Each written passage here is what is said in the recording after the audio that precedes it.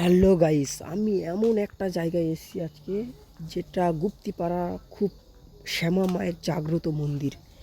এখানে একটা বট গাছ আছে, যেটা কি পুরনো 500 বছর আগেকার বট গাছ, যেটা তার শাখার এখন যেটা আমরা মূল বলি, যে শেকড় থেকে যেই গাছ হয় সেই গাছটা এখন আছে আমরা যেটা দেখছি। আর এটা হচ্ছে আগে বলি দিত, পাঠা বলি, কেউ মানত মানত করলে, বা এটা খুবই একটা জাগ্রত মন্দির। তোমাদের আমি দেখাবো চারিদিকটা। দেখো, মন্দিরের সামনেটাই যাচ্ছি, তো মন্দিরের ভিতরে আমি ঢুকতে পারছি না, তো দেখাচ্ছি ভিতর থেকে। বাবা শিবের মূর্তি আছে একটা, এক পাশে বাবার মন্দির আর এক পাশে মায়ের মন্দির, খুবই জাগ্রত মন্দির। আর দেখো, তোমাদের চারিদিকটা দেখাবো, পাশে ভাঙা মাঠ, আর এটা মায়ের মন্দির।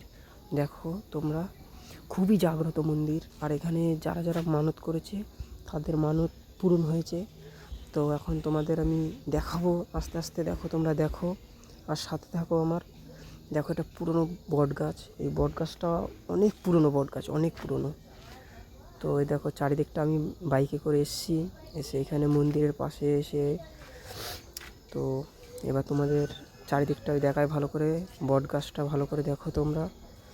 আর বিশেষ বট গাছটা দেখে বোঝাই যাবে না যে এটা 500 বছর পুরনো বট গাছ। তো দেখো, এদিকে আমি তোমাদের সাইডটা ভালো করে দেখাচ্ছি আর একবার। তো দেখো এখানটা কত সুন্দর লাগছে। এবার মায়ের মন্দিরের সামনে দেখো, এখানে মোমবাতি জ্বালিয়ে যারা মানত করে যাদের আশা পূরণ হয়ে যায়।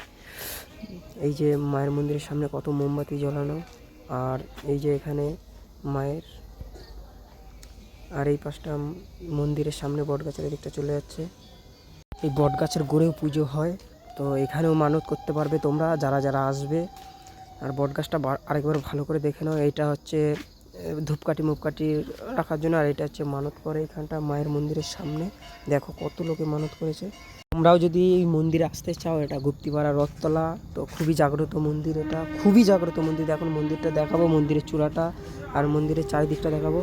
খুবই জাগ্রত মন্দির। তো দেখো মন্দিরটা কত সুন্দর লাগছে উপর থেকে। এবার এখন মন্দিরের চারিদিকটা তোমাদের দেখাবো। দেখো খুব সুন্দর লাগছে।